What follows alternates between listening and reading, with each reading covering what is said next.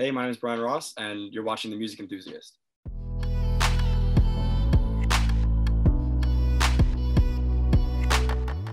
Hey guys, it's Gracie from The Music Enthusiast, and today I'm here with Brian Ross.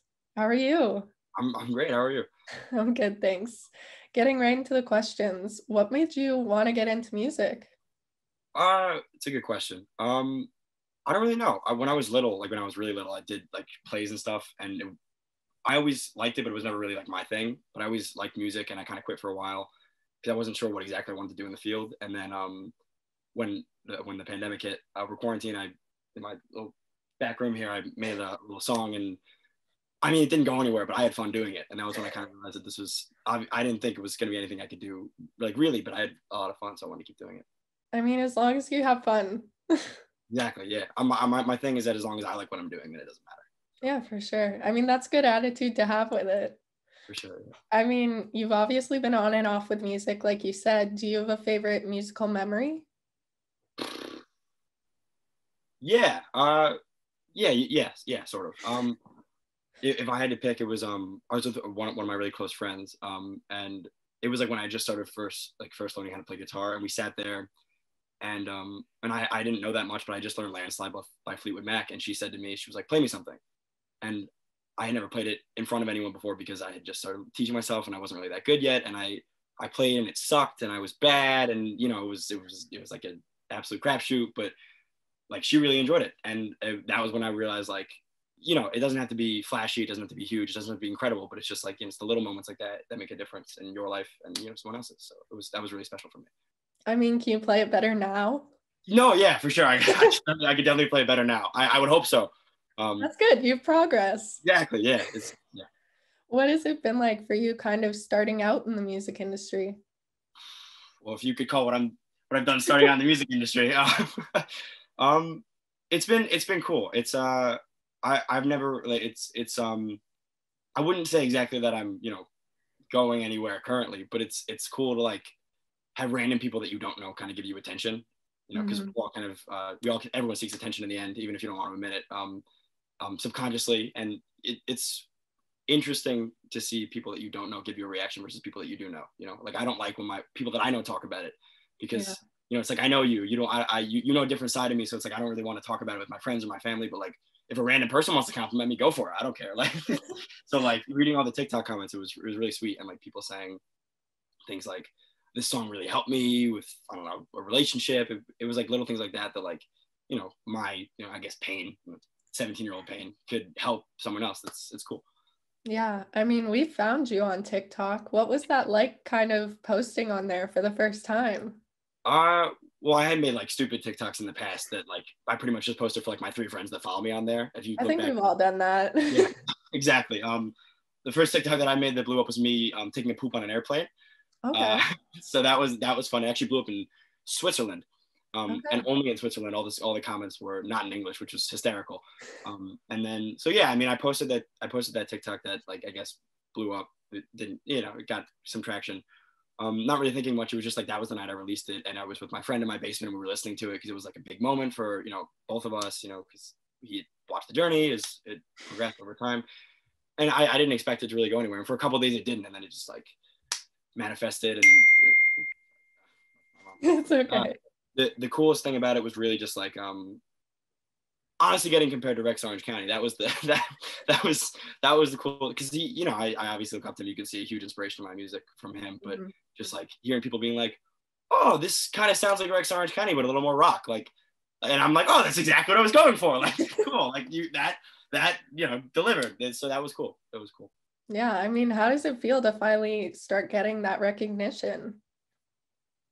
It's bittersweet. It's kind of both ways because you know it's yeah, and like I said before, it's kind of like it builds up over time. You know, like the I guess like a couple of like 100 comments that I've gotten. It's nothing huge, but it's nice to feel that you're making a tiny little impact on someone's life, but it's also kind of scary, you know. And so like that. So yeah, but it's good that I'm kind of glad it's died down a little bit. It was a lot to You're not loving the fame? no, it's fun. It's good. I'm enjoying it. It's good, but it's you Yeah. know Yeah. It's a Talking more little about overwhelming in a good way. talking more about you and your music, how do you find inspiration for your songs? Um, the relationships with people, that's the biggest thing for me, is that every song that I write, not every song, but to some extent, comes from something that I've experienced, even if it's not direct, even if it's fictional. It comes from an emotion or a feeling or a conversation that I've had, because everything that I write, I want to be truthful to something, you know, nothing made up, because I feel like that's the thing that's most important with people, is interpersonal relationships, you know, like we are nothing without each other. And so Mhm. to write a song about a feeling that you felt about someone else, or about a connection that you had, is the most special thing you could do, because like there's no better way to describe it than with, you know, the beauty of music. That's Yeah, for just sure. Have you seen a change in your music from when you started, yeah. sorry, when you started to now, like releasing this stuff? Yeah, God, yeah, for sure. It's uh I look back on some stuff that I wrote a couple years ago, and it's like that sucked, you know, just straight up, it's bad. And I'm not to say that this is any better, but it's definitely more mature, I guess. Mhm, um it's also just, you know, when you grow older, you're more to write about, you know, I mhm. mean, just like the things that I was writing about when I was 14, you know, I didn't have much to say, but you know, I'm not saying that I've experienced the world at the ripe age of 17, but I've definitely experienced more, to the point where I could, you know, write an album about something like heartbreak, even if I haven't experienced a whole lot of it. You know, it's denser now than it was. So yeah, it's definitely improved a lot. I've learned more than 6 chords, so that also, That's progress. yeah, exactly. That's gonna go up I the mean, do quality. you have any future projects that you could tell us about? Um, Sort of.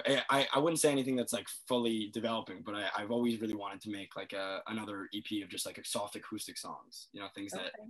just things that more focus on the lyrics, because for me that's what's most important for me in music, is the lyrics and the meaning behind them, because if you're not saying something, then why are you saying it at all? That's how I feel about it. And so I want to like make one where it's pretty much just me and my guitar, writing sadder songs, more finger pick, more like melodical, rather than, you know, flashy. And because, you know, no disrespect to the album that I made before, I did make it, so I do like it to some extent. It's, you know, it's flashy. That's the point. You know, Yeah. it's meant to be bombastic and evoke emotion. So I would like to do something a little calmer and a little more like focused, where it kind of feels like I'm just singing to you, rather than, you know, Yeah. I'm playing all these instruments. I mean, we'll definitely be on the looks for that in the future. This is more of a fun question for you, but if you could describe yourself and your music in 2 to 3 words, what do you think they would be? I don't know how to answer this without being narcissistic. Go for Myself it. and music. 2 to 3 words, you said? Yeah. So I can do two? Cool. Okay.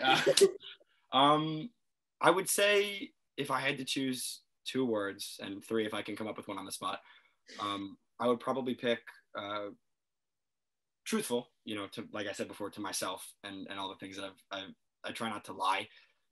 That's Even though good. yeah, I mean, yeah. Oh wow, I don't lie. The bar's on the ground. But you know, like I think there's beauty in writing fictional stories. You know, I mean, everyone does that too. But for something that's like has my name on it, I try to make it like me. So I guess honest, which is pretentious, but I try to make my music as honest as possible. And if I could pick another word, I would say fun. You know, I mean, even if it's a sadder song, or like the final song on my EP is like a 2 minute long, you know, ukulele song with birds in the background. I still try to make it fun. You know, try something that you can maybe not dance to, but like have fun with. You know, there's all these different instruments and there's all these different things going on, and because it's supposed to be interesting. It's supposed to make you go, even if you don't like it. It's supposed to be like come in one ear and out the other, and you go, oh, that was cool to listen to, even if it wasn't my thing. So that's Mhm. I mean, that's pretty good considering I put you on the spot. yeah. No, I'm impressed with myself too. Actually, I know there was a lot more than 2 words, but Okay, you uh, explain them. right, yeah. Do you have any dream collaborations for your future? Realistic ones or dream ones? Both. Both. Okay. Realistic ones. No realistic ones, just dream ones, I guess. I mean, dream wise, Eden would be a dream for me. I think he's like this mysterious, cool figure who like lurks in the shadows and releases music every like 3 years, and like you never really know what he's gonna do or what he's gonna say, or not what he's gonna say. He's silent other than his music, but like he just like he's a huge inspiration for me, because his whole thing is like lyrically is just like incredible, and he has a lot of EDM inspiration, which obviously isn't what I inspire, but lyrically that's what I try to strive to be similar to, just because you know, he kind of I think has the same philosophy as me. Like if you're not saying something meaningful, then don't say it at all. And so I like that about him. Other than that, Wallows obviously, they're incredible. They seem so fun. Like I said this 100 times. Like I get like all geeky out when I talk about them in concert. But like they're just such a fun show.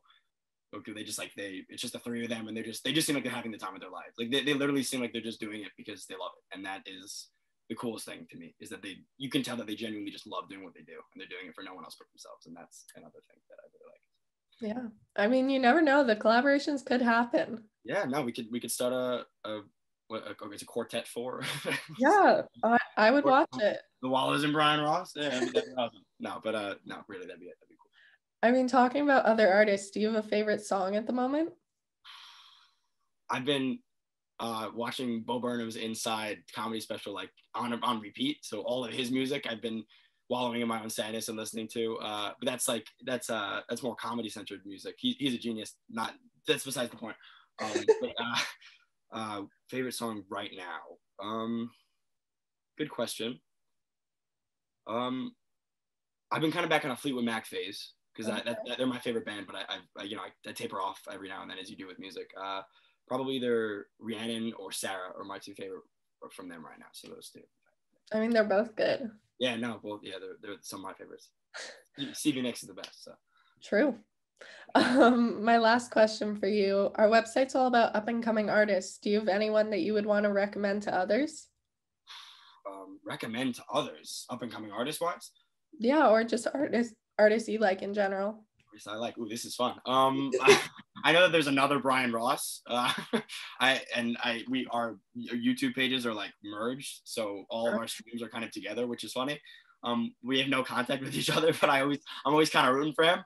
And he produced an album too, which I thought was funny, and I think we even have like one of the same songs that are named the same, which is also really funny, coincidentally. So I'm rooting for him, like, under the dirt. Small any artist that I would recommend, like I said, Eden, Wallows, Jukebox the Ghost is incredible. They're a great trio. Let me just look on my phone real quick, just so I can get a good feel for making sure I'm not missing anyone. I would hate to leave out an artist and think about it in 10 minutes and they go I just had someone who I know put me onto Miniature Tigers. They're really good. They're not exactly underground, but they're great. Michael Sarah Palin's incredible. I've been listening to a lot of him lately. How many times can I say? Honestly, I do it too, so it's okay. Yeah, no, it just happens. And I'm an English major too, so. Ooh. Nice. Yeah, so if I could recommend a few, Fleetwood Mac, which they're pretty well discovered, but. I mean, you can still recommend them. Yeah, no, for sure, Fleetwood Mac.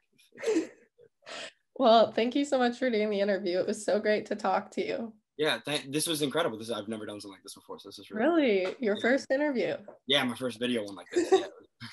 I just want to thank Don Chaffin. He's a very close friend of mine who helped me heavily throughout making this my EP, and I just could not have been able to do it without him. And he took me under his wing, and I owe him the world. So thank you so much, Don, and I can't wait to work with you in the future. So.